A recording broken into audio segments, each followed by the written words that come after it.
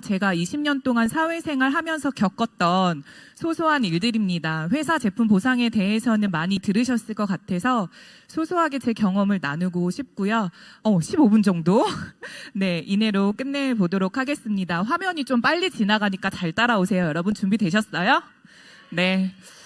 저는 직업이 참 여러 개입니다. 일단 제 본업은요, 인스타그램, 유튜브, 블로그를 교육하는 일을 하고 있고요. 주로 교육하는 곳은 농업기술센터나 소상공인진흥원 같은 곳에서 자영업자들이 온라인에서 매출이 나도록 하는 일을 하고 있습니다.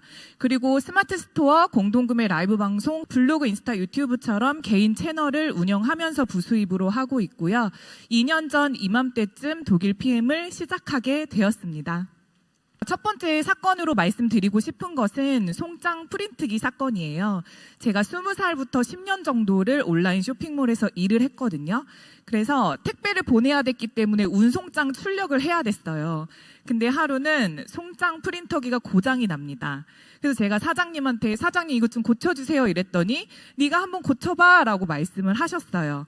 그래서 제가 손도 한번 넣어보고 종이도 한번 꼽아보고 택배사에 전화도 해보고 이런 식으로 해서 생각보다 어렵지 않게 송장 프린터를 고쳤어요. 그러고서 생각이 들었던 게 뭐냐면 내가 뭔가 목표의식을 가지고 이렇게 끝까지 해봤던 적이 있던가? 생각을 해봤더니 저는 집에는 오빠가 있었기 때문에 오빠가 다 프린트기를 고쳐줬었고 제가 스스로 뭔가 끝까지 몰입해서 해냈던 적이 없었기 때문에 되게 평탄했더라고요. 그래서 이 사건 이후로 저는 무언가 끝까지 시도를 하게 되는 사람이 됩니다. 포기하지 않고 인내심과 끈기를 가지고 무엇이든 하게 되는 힘을 이 사건으로 알게 되었습니다. 그래서 여러분들도 무언가 사건이 있을 때 빨리 포기하지 마시고요. 스스로 끝까지 해보려는 노력을 해보시면 좋을 것 같아서 첫 번째 사건을 말씀드렸습니다.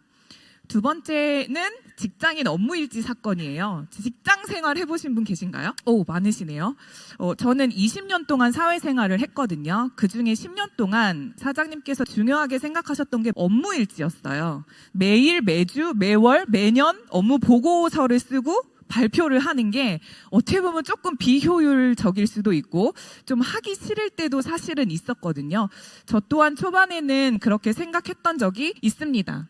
다른 직원분들도 하기 싫은데 왜 해야 돼? 이런 이야기 많이 하셨어요. 저 또한 그랬던 적이 있습니다. 그런데 저는 어차피 해야 될 거 제대로 해야겠다. 잘해야겠다 생각을 하게 됩니다. 잘해야겠다고 생각했던 이유는 회사의 사장님이 이걸 되게 중요하게 생각한다는 것을 알았고 그러려면 잘해야겠다라는 생각을 했던 것 같아요. 그래서 저는 더 이상 불평불만 하지 않고 잘해버리자라는 생각의 전환을 약간만 하게 됩니다. 그래서 회사 끝나고 컴퓨터 학원도 다니고 그랬어요. 프레젠테이션 잘하고 싶어서요. 그랬더니 저에게는 엄청난 전문적인 기술을 선물 받게 되는데요. 첫 번째는 어떤 상황을 보고 분석해서 수치화하는 능력이 엄청 생겼어요.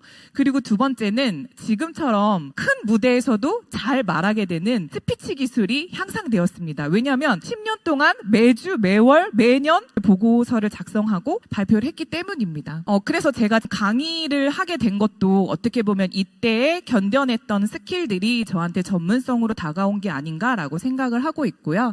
세 번째는 긍정적으로 행동하는 능력이에요. 그래서 이제 여러분도 PM을 하시다 보면 정말 다양한 일들이 많이 일어나게 됩니다. 그럴 때 나는 하기 싫은데 왜 자꾸 오라 그러는지 모르겠다 막 이렇게 생각하실 수도 있는데요. 기왕 하는 거 그냥 제대로 하셨으면 좋겠습니다. 잘 못해도 10년을 했더니 전문가가 되더라고요. 전 이제 PM이 2년 차거든요. 근데 10년 후를 생각해보니까 전 너무나 더 많이 성장해 있을 것 같아서 가슴이 너무너무 뜨겁습니다. 그래서 여러분께서도 모든 경험은 반드시 쌓인다. 그리고 내가 지금 겪는 실패의 경험이든 성공의 경험이든 모두 다 이거 내 거잖아요. 내 거니까 제대로 즐기면서 하셨으면 좋겠다는 말씀 드리고 싶고요. 그래서 많이 실패하고 또 많이 넘어지십시오.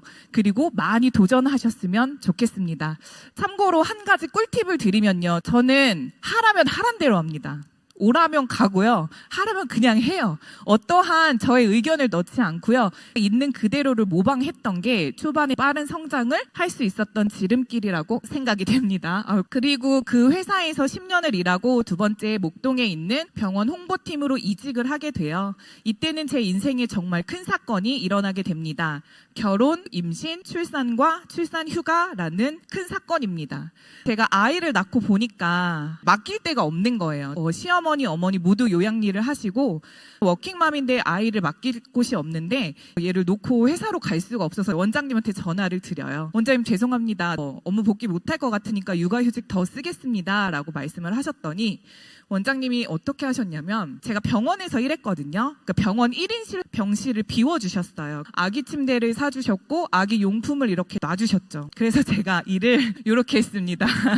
아이를 안고 여기서 10년 일했는데요. 퇴사 전까지 아이를 병원에서 키웁니다. 지금 생각하면은 상상도 못해요. 막 병균 되게 많고 환자들 가득한 병원에서 아이를 키울 수 없잖아요. 근데 그때는 겨를이 없었어요.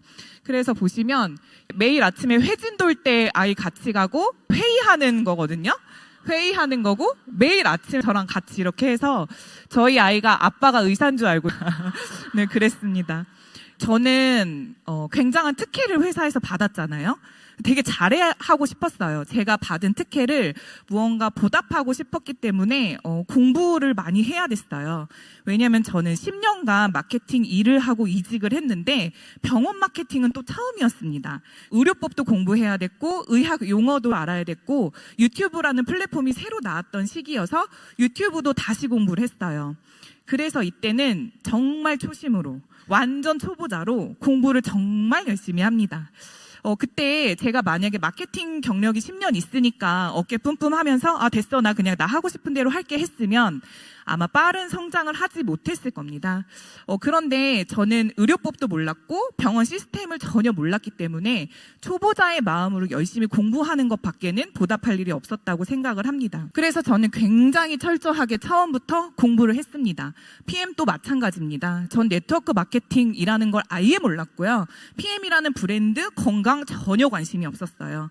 그래서 초반에 매일 한 6개월 정도를 새벽 5시에 일어나서 볼 수 있는 책 다 보고 유튜브 다 보고 공부를 정말 열심히 했어요.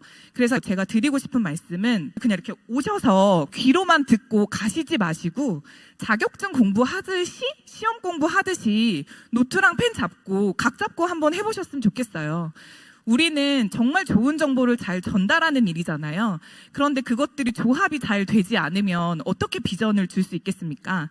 그래서 기왕 하실 거면 하루라도 빨리 자격증이나 시험 공부하듯이 이해를 해보려는 노력을 하시면 그것들이 톱니바퀴처럼 맞닥뜨리는 날에 아보클로징이 막 마법처럼 됐을 것 같거든요. 그렇게 해보시면 좋을 것 같고요. 다행히도 저는 저희 업라인이 그 업무 매뉴얼을 시각화하고 시간 관리를 하고 독서 모임을 만든 그 브랜드에서 교육을 받을 수 있었습니다. 그래서 이 핸드북에 여러 번 노트 필기를 해가면서 이해가 될 때까지 공부를 했었던 거를 말씀드리고 싶고요. 그리고 40살이 되어서는 퇴사를 하게 되는데요. 근데 저는 퇴사가 너무너무 힘들었어요. 그 이유는 뭐냐면 그렇게 병실까지 빼줘서 아이를 10년간 키우게 해줬던 분께 이제 등에 칼을 꽂는 것 같은 기분? 그 다음에 저는 저희 남편이 되게 부잣집 아들인 줄 알고 골랐거든요. 근데 홀어머니를 모시고 사는 집의 막내 아들이었어요. 그래서 시댁에서 시작을 해서 맞벌이로 삶을 키워갔는데 제 월급이 영원히 되는 게 엄청난 두려움이었어요.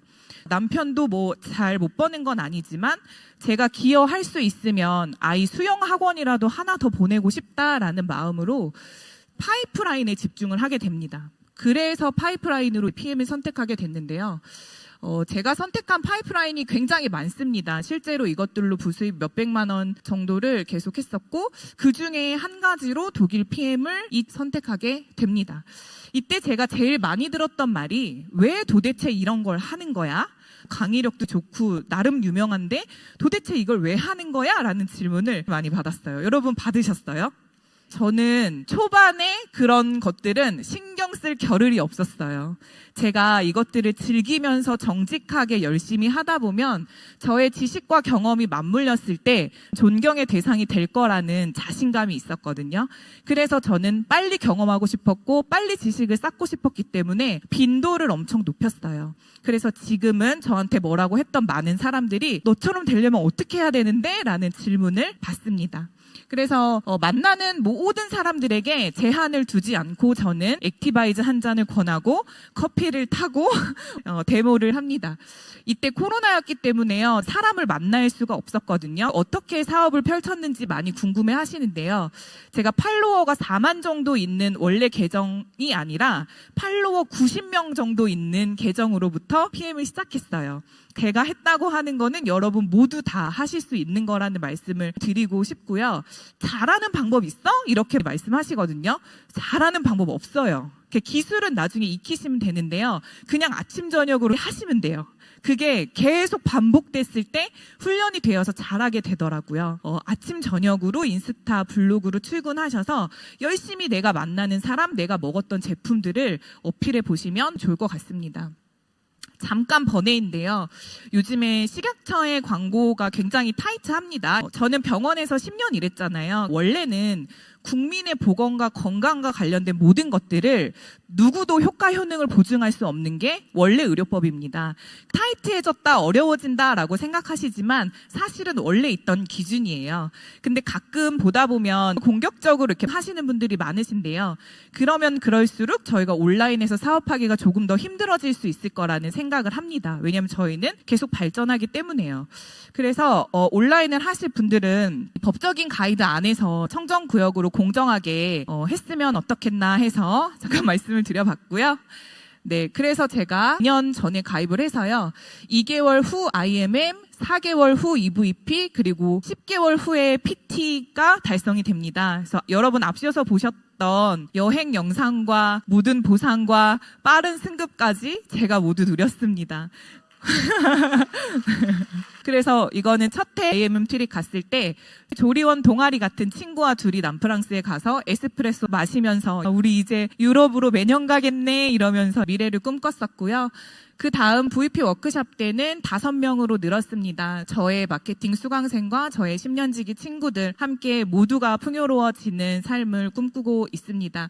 그리고 VP 워크숍 때 영상에서 저희 비중이 커가지고 이게 또 동기부여가 많이 되더라고요. 저희 업라인 스폰서님입니다. 저는 사실 뭐 정장 입고 구두 신고 이럴 일이 없었습니다. 그냥 운동화 신고 머리 지끈 메고 다니지 제가 감히 유럽에서 드레스 파티를 할 거라고는 단 한 번도 생각해 본 적이 없는데 PM이니까 가능한 일이다. PM이 아니면 절대 불가능한 일이다 라고 감히 말씀드리고 싶습니다. 그리고 PT 인정식이요. 저는 30주년의 특혜를 누려서 라스베가스로 다녀왔는데요.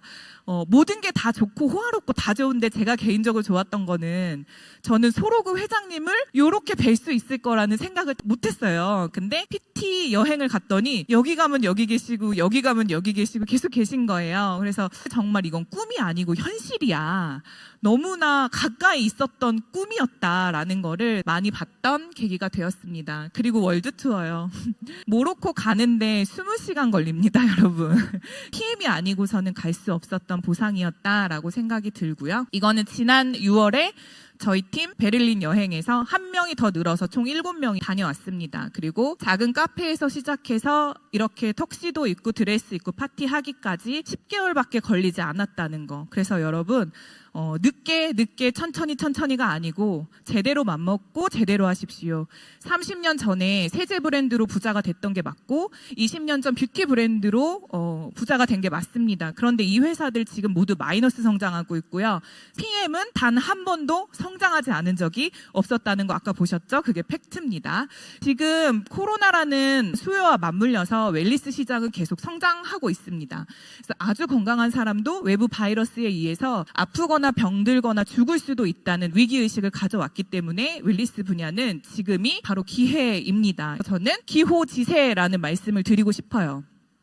호랑이 등에 올라타면 어떻게 되는지 아세요? 되게 빨리 가거나 떨어져 죽거나 둘 중에 하나라고 합니다. 여러분 어떻게 가고 싶으세요? 그래서 저도 4년 차에 제가 하고 있던 모든 파이프라인을 끊고 PM에 몰입을 하게 됩니다. 아직 6년 차이기 때문에 4년의 기회가 있다. 10년 안에 누구도 꽃 피울 수 있다. 그러니까 지금부터 남은 3개월 몰입해서 내년에 그 기회를 잡아라 라고 얼마 전 말씀하셨어요. 이 웰리스 분야 안에 답이 있다라는 것을 말씀드리고 싶었고, 공정거래위원회 자료를 보시면 실제로 매출이 높은 여러 브랜드에서 화장품 3.5%, 생활용품 2% 정도, 그리고 건강기능식품이 전체 매출의 80%를 차지한다는 게 현재 시장입니다. 그리고 여러분이 이 네트워크 브랜드를 선택하시던지 안 하던지 신흥 부자는 이 분야에서 계속 나오고 있다라는 거가 팩트입니다.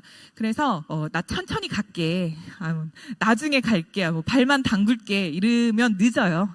지금 달리셔야 돼요, 여러분. 그리고 마지막으로 드리고 싶은 말씀은요, 저희가 가지고 있는 돈의 액수는 모두 다르죠. 그렇죠? 하지만 24시간이라는 시간은 우리 모두에게 동일하게 주어집니다. 그래서 그 시간을 어떻게 관리하고 쓰실 건가에 따라서 결과는 달라질 수 있다고 생각을 합니다. 마치면서 시간이 지나서 깨닫게 되는 삶의 진리라는 시를 같이 한번 읽어보면서 마치고 싶은데요. 시작!